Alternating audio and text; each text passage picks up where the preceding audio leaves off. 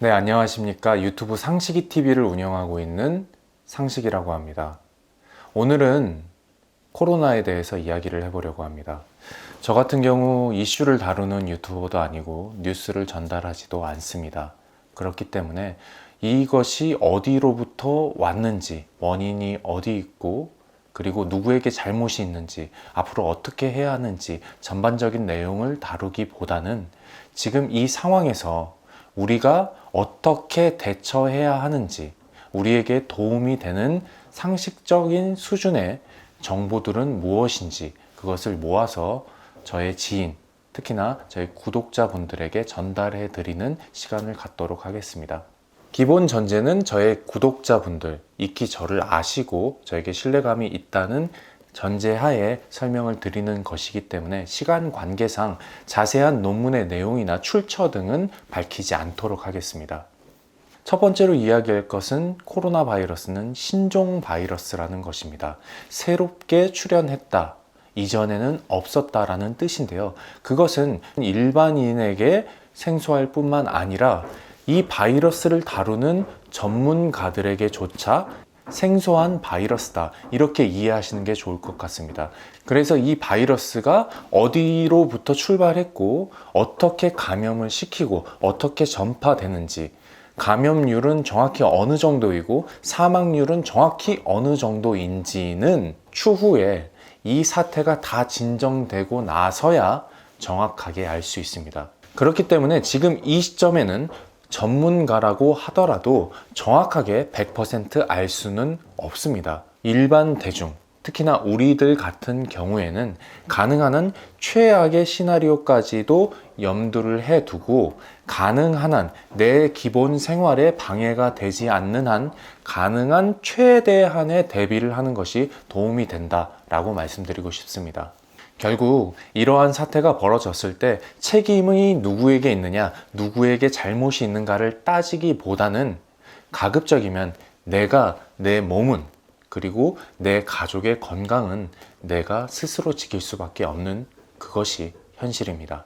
우선 코로나에 대해서 아셔야 할 점은 세균이 아니라 바이러스라는 것입니다. 세균은 알맞은 환경이 조성이 되면 얼마든지 혼자서 살아갈 수 있지만 바이러스라고 하는 것은 마치 기생충과 같이 숙주가 반드시 필요합니다. 숙주 내부의 자원과 기능을 훔쳐서 바이러스를 증가하게 되는 것이죠. 그리고 외부에 노출된 바이러스는 일정 환경에서 일정 시간만 살아남을 수 있다 라는 점을 아셨으면 좋겠습니다. 그래서 세균이라고 하는 것은 더러운 환경을 조심하면 되는 것이지만 바이러스라고 하는 것은 이 바이러스를 가지고 있는 생명체, 그것이 감염원이 되기 때문에 이 생명체를 피하는 것이 중요합니다. 코로나 바이러스의 경우에는 바로 감염된 사람이라고 볼 수 있습니다. 즉, 어떠한 환경을 피하는 것이 우선이 아니라 바로 감염된 사람을 피하는 것이 더 중요하다라고 볼 수 있습니다. 그렇다면 코로나 바이러스에 감염된 사람만 멀리하면 되는 것일까요? 그렇지는 않습니다. 그 사람으로부터 나온 침방울, 비말 등을 통해서 중간 매개체가 될 수 있는 물건들이 참 많이 있습니다. 특히 금속 표면이나 유리 같은 표면에는, 그리고 사람의 손길이 자주 닿는 문고리, 이런 경우에는 바이러스가 묻어 있을 확률이 더 높아지게 되는 것이죠. 결국은 사람과 사람의 흔적을 피해야 된다, 이렇게 이해하시면 좋을 것 같습니다. 바이러스라고 하는 것은 너무 작아서 우리 눈에 보이지 않기 때문에 어떠한 환경이 안전하고 어떠한 환경이 위험한지를 파악하기 어려운 것이죠. 이렇게 생각해 보면 어떨까요? 코로나 바이러스는 아주 작은 먼지 입자와 같다.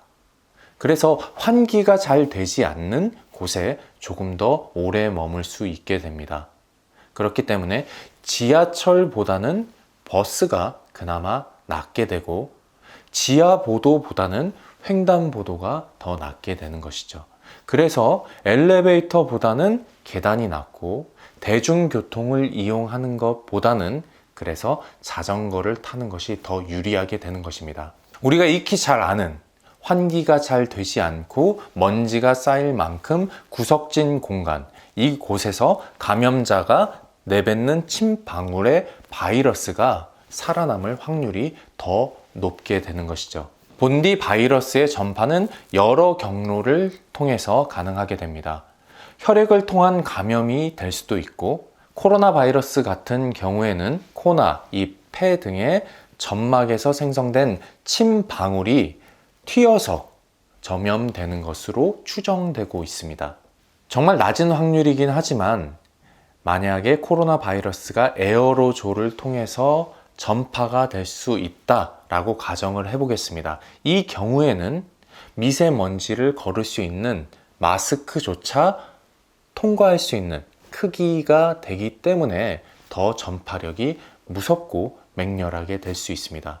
하지만 추정컨대 지금 전파되는 양상을 보았을 때는 비말을 통한 전파일 확률이 높고, 이 경우에는 면 마스크 또한 충분히 방어가 가능한 수준으로 보고 있습니다. 결국 대비라고 하는 것은 최악의 경우까지도 대비할 수 있어야 합니다. 하지만 에어로졸 같은 경우에는 현실적으로 그 입자의 크기가 너무 적어서 미세먼지를 걸을 수 있는 마스크로도 100% 걸을 수 없는 실정이다, 이렇게 보시면 될 것 같습니다. 마스크라고 하는 것은 차단 도구입니다. 감염원으로부터 나를 보호하는 것인데, 감염원이라고 하면 더 정확하게는 감염된 사람의 코나, 입, 그리고 폐의 점막에서 분비되는 침방울이라고 볼 수 있습니다. 이 침방울이 나에게 올 때 이것을 나의 코나, 입, 폐 등의 점막에 붙지 못하도록 차단하는 역할을 이 마스크가 수행하게 되는 것이죠. 그렇기 때문에 이 마스크라고 하는 것은 사용 방법이 굉장히 중요합니다. 마스크를 착용하실 때는 밀착해서 차단을 하는 것이 중요한데요. 코 주변, 그리고 얼굴의 어떠한 부분이라도 유격이 생겨서 그 틈이 벌어지게 되면 이 틈으로 바이러스가 유입될 수 있게 됩니다. 하지만 마스크를 착용하게 되면 이 자체가 너무 불편하기 때문에 밀착을 완전히 시키지 않거나 코 부분을 내놓거나 심지어는 입을 내놓는 경우도 생기게 되는데, 이러한 경우에는 이 마스크를 착용한 효과 자체가 무의미하다라고 볼 수 있습니다. 마스크라고 하는 것을 잘 사용하면 좋은 효과를 거둘 수 있지만, 잘못 사용하게 되면 오히려 나에게 해가 되는 양날의 검 같은 역할을 할 수 있게 되는데요. 그 이유는 바로 교차 감염입니다. 마스크를 사용하게 되면 어쩔 수 없이 이 마스크 내부에는 내가 내쉰 숨으로 인해서 습기와 공기가 맴돌게 되는데, 어떠한 이유에서건 만약에 코를 내놓은 상태에서 바이러스를 품은 비말이 이 내부로 침입했거나 혹은 마스크 외부를 손으로 접촉한 이후에 호흡기 주변에 이 손을 갖다 댄 이후에 다시 마스크를 착용하게 되면 안쪽에서 맴돌게 되면서 오히려 바이러스를 배양하는 접시와 같은 역할을 할 수도 있습니다. 그렇기 때문에 마스크를 사용하실 때는 외부나 내부를 절대 손으로 건들지 않고 끈을 이용해서 사용하시는 것이 좋습니다. 그리고 마스크를 보관하실 때는 주머니 등에 보관하지 마시고 가급적이면 이런 비닐팩에 보관하시는 것이 좋습니다. 이러한 경우에는 반드시 외부와 내부가 구분이 되게끔 하시는 것이 좋습니다. 외부로 맞닿은 부분이 다시 내부로 맞닿게 되면 또한 마스크에 교차 감염의 우려가 있기 때문에 마스크를 하는 의미가 없어지게 됩니다. 본래 마스크라고 하는 것은 일회용이지만 현실적으로 지금은 그렇게 할 수 없습니다. 다시 마스크를 사용하려면 두 가지가 필요합니다. 바로 제습과 살균입니다. 그렇기 때문에 외부에서 이러한 비닐팩에 보관을 하실 때 전면과 후면을 반드시 적어서 기재한 이후에 이 비닐팩 안에 소금을 담아서 보관하시기를 추천드립니다. 이 소금이라는 것 자체에 들어있는 살균 효과 그리고 제습 효과를 통해서 그나마 마스크를 다시 사용할 때에 벌어질 수 있는 교차 감염의 우려를 줄일 수 있게 됩니다. 또한 마스크를 재사용하기 위한 다양한 방법들이 있습니다. 드라이기를 통해서 뜨거운 바람을 통해서 건조와 동시에 살균을 하는 방법이 있습니다. 어느 정도 효과가 있다고 합니다. 또한 소독제를 내부와 외부에 분무하는 방법도 있습니다. 하지만 소독제 같은 경우에는 액체이기 때문에 필터의 성능에 영향을 어느 정도 줄 수 있다고 합니다. 하지만 보통의 마스크 같은 경우에는 내피와 외피 사이에 필터가 들어있기 때문에 필터가 손상될 위험보다는 소독을 하는 것이 더 좋을 것으로 보입니다. 또한 코로나 바이러스는 바이러스이기 때문에 마스크 외부에서 독자적으로 계속 생존할 수는 없습니다. 어느 일정한 시간이 지나면 사멸할 수밖에 없기 때문에 이 마스크를 반복적으로 같은 마스크를 계속 사용하기보다는, 예를 들어 저에게 2가지 마스크밖에 없다고 하면 가능한 한 파란 마스크를 쓴 그 다음 날은 노란 마스크를 쓰는 이러한 방식으로 마스크를 사용하는 이 간격 자체를 최대한 늘리는 것이 도움이 될 것으로 보입니다. 마스크라고 하는 것은 감염원으로부터 나의 호흡기를 보호하는 차단 도구입니다. 하지만 100% 차단할 수 없는 환경으로 점점 접어들고 있습니다. 코로나 바이러스 같은 경우에는 증상이 없는 사람도 전파할 수 있는 확률을 가지고 있기 때문에 내가 만나는 모든 사람, 그리고 그 모든 사람이 접촉한 모든 물건 자체가 감염의 매개체가 될 수 있습니다. 그런 상황에서 이 모든 사람과 이 모든 감염 매개체를 피하는 것은 현실적으로 매우 어렵습니다. 마스크나 손 세정제 그리고 소독제 같은 경우에도 공급이 수요를 따라가지 못해서 부족한 현실에 다다르고 있습니다.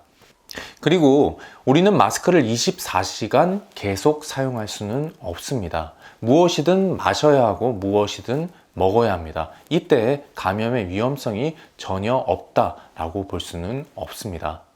결국 100% 차단을 할 수는 없는 것입니다. 하지만 그나마 다행인 것은 마스크나 손 세정제, 소독제 이외에 우리에게 코로나 바이러스를 대항할 무기가 있다는 것입니다. 우리 몸은 이러한 도구들로 바이러스와 싸워온 것이 아닙니다. 우리의 몸은 우리 인체가 가진 면역력을 통해서 바이러스와 싸워왔습니다. 결국 코로나 바이러스를 차단하는 것보다 더 중요한 것, 바로 우리 몸의 면역력입니다. 코로나 바이러스가 우리 몸에 들어와서 감염을 시키는 과정에 대해서 설명드리도록 하겠습니다. 이것이 우리 호흡기 안에 있는 폐세포라고 가정을 해보도록 하겠습니다.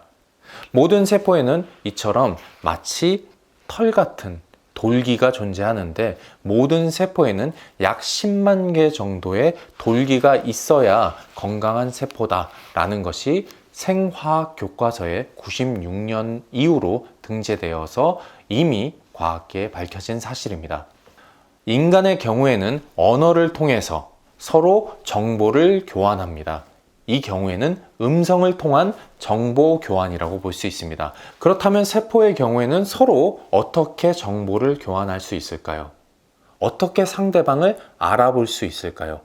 우리 몸에는 약 70조의 세포가 있다고 합니다. 그리고 우리가 이루 셀 수 없는 수많은 다양한 기능을 서로 정보를 교환하면서 하고 있습니다. 그렇다면 세포는 어떻게 정보를 교환할 수 있을까요? 바로 이 세포 표면에 있는 글라이칸이라고 하는 것을 서로 부빔으로써 서로를 알아보고 누구인지 인식하고 그리고 정보를 교환할 수 있게 되는 것입니다. 이것을 통해서 우리 몸의 70조의 세포가 생로병사에 필요한 수많은 기능을 할 수 있게 되는 것입니다.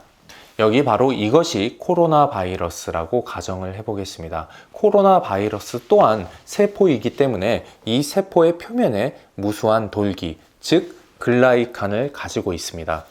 그렇다면 코로나 바이러스의 글라이칸과 우리 폐세포의 글라이칸, 이 표면의 두 돌기가 만나게 되면 어떠한 일이 벌어지게 될까요? 코로나 바이러스는 자신의 글라이칸을 이용해서 폐세포를 속여서 폐세포의 내부로 침입하려고 할 겁니다.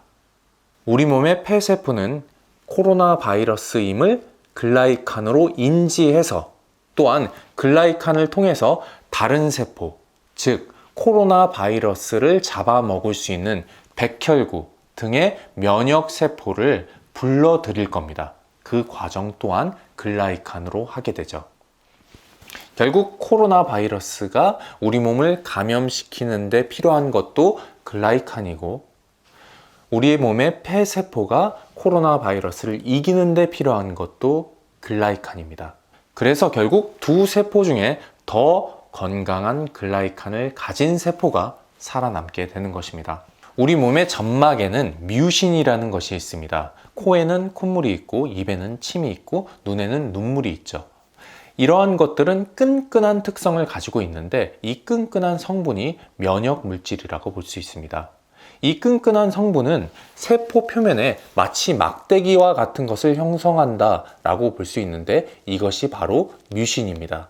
이 막대기와 같은 뮤신을 통해서 우리 몸의 외부 물질, 이 경우에는 바이러스나 박테리아가 침입하려고 할 때 쉽게 글라이칸과 접촉할 수 없도록 방어하는 역할을 하게 됩니다.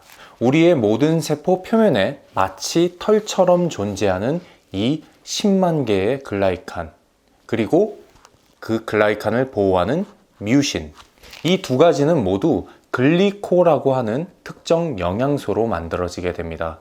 만약 우리가 이 글리코라고 하는 영양소를 충분히 섭취하지 않아서 부족하게 되면 어떻게 될까요? 바로 표면의 글라이칸도 그리고 뮤신도 부족한 이러한 형태의 민둥산과 같은 세포가 될 것입니다. 그래서 코로나 바이러스가 체내로 쉽게 들어올 수 있게 되고 결국 감염이 되게 되는 것입니다. 하지만 코로나 바이러스에 감염되었다고 해서 이대로 끝나는 것은 아닙니다. 우리 몸의 모든 정상적인 세포는 스스로를 복제할 수 있는 기능과 재료를 가지고 있습니다. 그래야만 세포 주기가 다 했을 때 새로운 세포를 복제해 놓고 사멸함으로써 생명을 연장해 나갈 수 있는 것이죠. 하지만 바이러스는 다릅니다. 바이러스는 스스로를 복제할 기능도 그리고 능력도 없습니다. 그래서 바이러스는 반드시 정상세포 내부로 침입을 해서 정상세포가 가지고 있는 기능과 자원을 훔쳐서 바이러스를 복제하게 됩니다. 이것이 바로 감염의 과정입니다. 그래서 바이러스는 정상세포로 침입을 해서 정상세포의 기능과 자원을 가지고 복제해 나가서 그 숫자를 늘려 나가게 되는 것입니다. 이렇게 감염이 되어서 바이러스가 증가하는 과정은 바로 우리 몸의 호흡기, 점막 내에서 이루어지게 됩니다. 지금 보시는 이것이 바로 우리의 호흡기, 폐에 존재하는 점막이라고 가정을 해보겠습니다. 여기에는 무수히 많은 세포들이 있고 이 세포 하나하나 그 외부에는 무수히 많은 글라이칸 그리고 뮤신들이 있습니다. 바이러스가 침입해서 하나의 세포를 감염시키고 그 세포의 자원과 기능을 이용해서 바이러스의 숫자가 늘어나게 됩니다. 그렇게 되면 주변의 정상세포가 이 사실을 알고 그 정상세포는 글라이칸을 이용해서 면역세포를 부르게 됩니다. 면역세포라고 하는 것은 마치 군인과도 같습니다. 그래서 외부에서 무언가 침입했을 때 이에 맞서 싸우는 군대입니다. 우리 군인에게 총도 있고 기관총도 있고 탱크도 있고 박격포도 있고 미사일도 있는 것처럼 우리의 면역세포 또한 단계별로 더 강한 무기를 가진 다양한 면역세포가 있습니다. 그래서 백혈구라든지 대식세포, NK세포, T세포 등등이 바이러스들과 맞서 싸우기 위해 이곳으로 찾아오게 됩니다. 하지만 면역세포 또한 다른 모든 세포들과 동일하게 표면에 글라이칸이 필요합니다. 이 글라이칸이 있어야만 세포의 복잡하고 다양한 기능을 다 할 수 있게 되는 것이죠. 그래서 면역세포가 면역을 잘 하기 위한 도구가 바로 글라이칸, 그 글라이칸의 재료가 글리코 영양소입니다. 결국 글리코라고 하는 영양이 충분해야만 면역세포도 면역의 기능을 잘 할 수 있게 되는 것이죠. 제가 재채기가 나오는 기전에 대해서 설명드리도록 하겠습니다. 우리 몸의 호흡기의 점막 표면에 외부 물질, 먼지라든지 바이러스, 박테리아가 찾아오게 되면 정상세포는 글라이칸을 이용해서 이것이 불필요한 외부 물질이라는 것을 인지하게 됩니다. 그러면 우리 몸에 신호를 보내게 되죠. 아, 여기에 불필요한 외부 물질이 있다. 그러면 우리 몸에서는 이곳에 히스타민이라는 것을 발생시킵니다. 히스타민이라는 것이 발생이 되게 되면 간질간질한 느낌을 받게 되는 것이죠. 그래서 아주 빠른 속도로 재채기를 하면서 공기와 침을 외부로 발산하게 됩니다. 바로 우리 몸에서는 이 재채기라는 활동을 통해 이 점막 표면에 있는 외부 물질을 바깥으로 보내려고 시도하는 것입니다. 우리 몸의 점막 표면은 이러한 원리로 외부 물질이 들어왔을 때 면역 물질을 만들어서 그것을 외부로 배출하는 그런 기능을 하게 되는데, 코에서는 코딱지, 눈에서는 눈곱, 그리고 눈물 등이 이 외부 물질을 쓸어서 밖으로 배출하는 역할을 하게 됩니다. 기침 또한 비슷한 기전으로 일어난다고 볼 수 있습니다. 그렇다면 특정 부위에 감염이 되어서 바이러스가 늘어나게 될 때 왜 체온도 같이 오르게 되는 것일까요? 그것은 주변 세포가 글라이칸을 통해서 감염 사실을 알고 글라이칸을 통해서 이웃된 세포들을 통해서 면역 세포를 부르게 되면 면역 세포가 감염된 지점으로 빠르게 접근하고 다량이 접근하기 위해서 이 도로의 역할을 하는 혈관을 확장해야 합니다. 혈관이 확장돼야만 다량의 면역 세포가 빠른 시간 안에 감염된 부위로 올 수 있기 때문이죠. 그래서 열을 올려서 혈관을 확장하려고 하는 것입니다.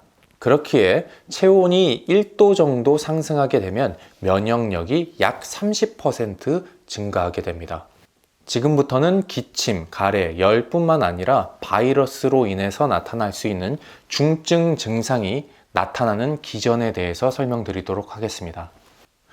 코로나 바이러스는 특히 폐세포에 직접적으로 작용합니다. 염증을 일으키고 폐섬유화가 진행되어서 산소 교환, 폐세포의 기능을 떨어뜨리게 됩니다. 그리고 사이토카인 폭풍이라는 것을 일으켜서 폐가 정상적으로 기능할 수 없게 됩니다.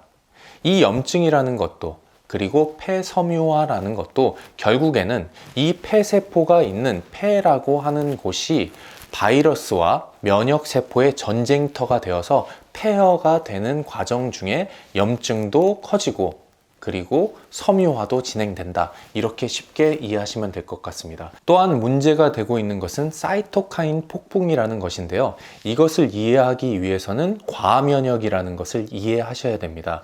여기에 감염이 시작되었고 바이러스가 증가하고 있다고 가정을 해보겠습니다. 이 바이러스를 제압하기 위해서는 단 하나의 면역세포만 출동해도 충분히 제압이 가능하다고 가정을 해보겠습니다. 그러나 이 주변에 있는 정상세포의 글라이칸이 망가져서 이 바이러스를 파악하는 능력이 떨어지게 되면 이것이 한 마리가 필요한지 100마리가 필요한지 아니면 수천억 마리가 필요한지 정상적인 인지 능력을 발휘할 수 없게 됩니다. 그러한 이유로 실제로는 한 마리의 면역세포로도 충분한데 실제로는 권총 한 자루로 제압할 수 있는 양인데 오히려 더 극심하게 더 많은 무기, 더 많은 면역세포를 불러서 이곳을 불바다로 만드는 바람에 염증과 섬유화가 더 극심하게 진행되게 될 수도 있습니다. 이것이 바로 인지 기능, 그것을 실패하게 된 과면역이라고 부르게 됩니다. 과면역이라고 하는 것은 실제 필요한 면역세포의 양을 잘 인지하지 못해서 그리고 잘 신호를 전달하지 못해서 생긴 오류로 인해서 더욱더 많은 면역세포 그리고 더욱더 많은 면역세포의 무기들이 우리 신체를 공격함으로써 폐의 염증과 그리고 섬유화가 진행되게 되는 것입니다. 그리고 반대로 감염이 이미 많이 진행되었다고 가정을 해보겠습니다. 하지만 이것을 잘 인지하지도 못하고 잘 신호를 보내지도 못해서 반대로 수천억 마리의 면역세포와 어마어마한 양의 무기가 필요한 상황임에도 불구하고 단 10개의 면역세포와 단 몇 개의 면역 무기들만이 오기 때문에 전혀 증상이 나타나지 않는 경우도 있습니다. 코로나 바이러스는 이러한 기전으로 인해서 무증상자들 또한 바이러스를 전파할 수 있게 되는 것이죠. 결국은 감염을 대비하는 것부터 감염을 인지하는 것, 그리고 신호를 보내는 것, 면역세포의 기능, 이 모든 것들에 글라이칸, 즉 글리코라고 하는 영양이 반드시 필요한 것입니다. 결국 기저질환을 가지고 있는 사람의 사망률이 높은 이유도 기저질환이 있다는 것의 의미가 바로 그 사람 몸에 있는 세포의 글라이칸이 많이 무너져 있다. 그래서 정상적인 기능을 하기 어렵게 되어 있다. 그래서 면역력이 떨어져서 바이러스에 쉽게 대항할 수 없다라고 볼 수 있습니다. 코로나 바이러스 같은 경우에는 점막, 그 중에서도 폐를 공격합니다. 즉, 폐가 건강이 안 좋거나 흡연자 같은 경우에는 위험률이 올라가게 되는 것이죠. 흡연자 같은 경우는 약 10% 정도 더 위험한 것으로 나타납니다. 그리고 점막 계통에 염증을 가지고 있는 사람은 조금 더 위험할 것으로 생각이 됩니다. 예를 들어서 비염 같은 경우가 해당되겠죠. 또 이미 아토피와 같은 과면역을 가지고 있는 분은 아마도 사이토카인 폭풍의 확률이 조금 더 높을 것으로 예상해 볼 수 있습니다. 그리고 암과 같이 저면역을 가지고 계신 분들은 아마도 코로나 바이러스에 적절한 증상이 나오지 않거나 적절히 대항할 수 없을 것으로 추정됩니다. 우리 몸의 면역 체계에 대해서 간략하게 설명드렸습니다. 그렇다면 면역력을 높일 수 있는 방법에 대해서 정리해 드리도록 하겠습니다. 첫 번째는 체온입니다. 가급적이면 체온이 높을수록 면역력이 더 높을 수 있습니다. 하지만 머리의 경우에는 체온이 일정 수준 이상 올라가게 되면 부작용이 있을 수 있기 때문에 머리는 되도록 차갑게 유지해 주시는 것이 좋습니다. 두 번째는 점막 관리입니다. 손으로 코 점막이나 입의 점막을 만지지 않는 것 이외에도 항상 청결한 상태로 유지할 수 있는 방법이면 뭐든지 다 좋다고 볼 수 있습니다. 코 세수를 하는 제품이라든지 각을 한다든지 이러한 제품들도 효과가 일부 있을 것으로 파악됩니다. 그리고 증기, 스팀을 이용해서 아로마 등을 쐬는 것도 도움이 될 것으로 추정됩니다. 코 점막이 항상 촉촉한 상태로 유지하는 것이 더 좋다고 볼 수 있습니다. 반대로 공기를 데피는 직접 난방 방식의 난방 기구들은 코 점막을 마르게 하기 때문에 도움이 되지 않을 것으로 보입니다. 우리 몸에 들어온 외부 물질을 잘 배출하기 위해서, 그리고 체온 관리를 위해서 따뜻한 물을 많이 마셔주는 것을 권해드립니다. 여기에는 커피나 음료는 해당하지 않습니다. 그리고 우리 몸의 면역 기능은 밤에 잠을 잘 때 가장 높게 활성화됩니다. 우리 몸의 면역 기능은 제한되어 있습니다. 이 제한된 면역 기능을 최대한 활용하기 위해서는 항상 청결하고 또 먹을 것을 많이 먹지 않는 것이 좋습니다. 증상이 나올 때 대처법에 대해서 말씀드리도록 하겠습니다. 중증의 경우에는 반드시 의료기관을 통해서 해결을 하시고, 가벼운 증상, 기침, 가래, 열 정도가 지속될 때 체온을 높이고 물을 많이 마시고 청결을 유지하는 이러한 과정, 그리고 음식을 조금 제한하는 방법을 통해서 비교적 원활하게 넘어갈 수 있습니다. 마지막으로 다시 한번 말씀드리도록 하겠습니다. 우리 몸의 정상세포가 정상적으로 기능을 하고 면역을 할 수 있는가? 아니면 정상적인 기능도 할 수 없고 면역도 할 수 없는가? 이 두 가지를 구분하는 것은 결국 글리코의 유무입니다. 물론 차단의 도구 또한 중요하지만 지금 시점에서 가장 중요한 것은 면역의 핵심이 되는 글리코를 먹는 것입니다. 저는 지금 글리코를 먹는 클린이라는 프로그램을 하고 있습니다. 최근 몇 년 동안 조류독감, 메르스, 사스 이러한 전염병은 항상 있어 왔습니다. 그리고 지금은 코로나 바이러스가 있습니다. 지금 이 코로나 바이러스가 팬데믹이 될 수도 있습니다. 하지만 코로나 바이러스 이후에도 전염병은 있을 것이고 그 전염병 또한 팬데믹이 될 수도 있습니다. 하지만 저는 두려워하지 않습니다. 왜냐하면 제게는 글리코와 클린이라고 하는 해결 방법이 있기 때문입니다. 이 병이 무서운 것이 아니라 이 병을 대하는 우리의 공포가 더 무섭다고 생각합니다. 여러분이 글리코와 클린에 대해서 알아보신다면 이것이 전염병에 대항하는, 바이러스에 대항하는 근본적인 해결책이 될 수 있다는 것을 알게 되실 겁니다. 그렇다면 자연스럽게 더 이상 이 전염병이나 바이러스, 팬데믹조차 공포의 대상이 되지 않을 수 있습니다. 끝까지 시청해 주셔서 감사합니다.